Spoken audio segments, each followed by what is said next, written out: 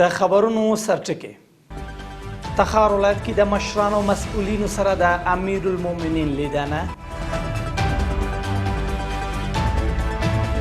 په تیر کال کې د بیلابیلو هیوادونو لخوا د لسګونو افغان ډیپلوماټانو معرفي او منل او ایران ته د ارشاد حج او اوقافو وزارت د یوه پلاوي سفر. د لوی مهربانه خدای په سپېڅلي نامه درودونکو سلام. د نن ورځ خبرونو ته ښه راغلاست. نن پنجشنبه د 1403 کال د وژې 29مه نیټه ده. بشپړ خبرونه.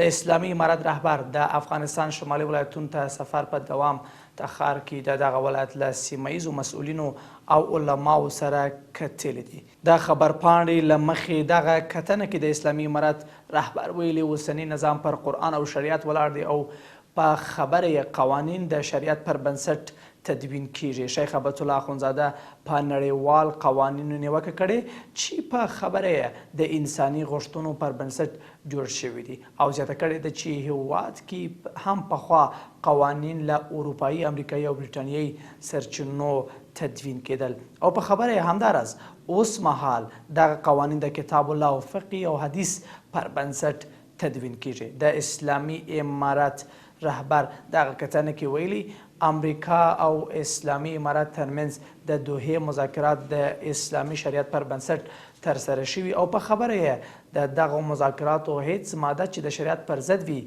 نه دی پلی شوی. د بهرنیو چارو وزارت وایي د تیر کال په اوږدو کې لسګونه افغانان ډیپلوماټان مالیزیا، ترکیه، پاکستان، ایران، ازبکستان، ترکمنستان، قزاقستان، روسیې، چین، قطر او متحده عربي اماراتو ته ور وپېژندل شول چې د دغه هیوادونو له لوري په رسمي ډول منل شوي. دغه وزارت زیاتوي چې د دې ترڅنګ د تیر کال په لړ کې د چین، روسیې، ترکیې، ایران، قزاقستان، قرقیزستان، ازبکستان، ترکمنستان، پاکستان، متحده عربي اماراتو، قطر، مصر، اندونیزیا، مالیزیا، اروپایي ټولنې او د نړیوال سازمانونو لوړپوړو چارواکو افغانستان ته سفرونه کړي او د اسلامي امارت لخوا پر چارواکو سره یې پر یو شمیر مهمو موضوعاتو هم ناستې او خبرې کړي.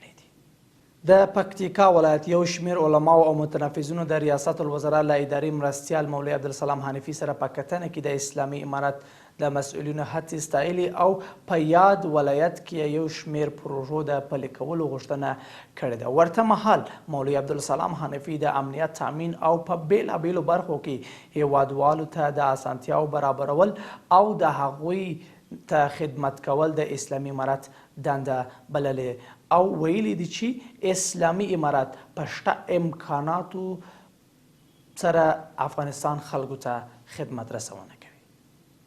او وروستی خبر د ارشاد حج او اوقاف وزارت د عرفان او دینی ځایونو د چارو تنظیم مرستیال شیخ عزیز الرحمن منصور په مشرۍ د دغه وزارت یو پلاوی د ایران پر رسمي بلنه یاد هیواد ته سفر کړی. ټاکل شوي چې دغه پلاوی د اسلامي امارت په استازیتوب د ایران په پلازمینه تهران کې د اسلامي وحدت 38 نړیوال کنفرانس کې ګډون وکړي. له عملتیاو مننه. تر بیا ښه وخت او ښې چارې.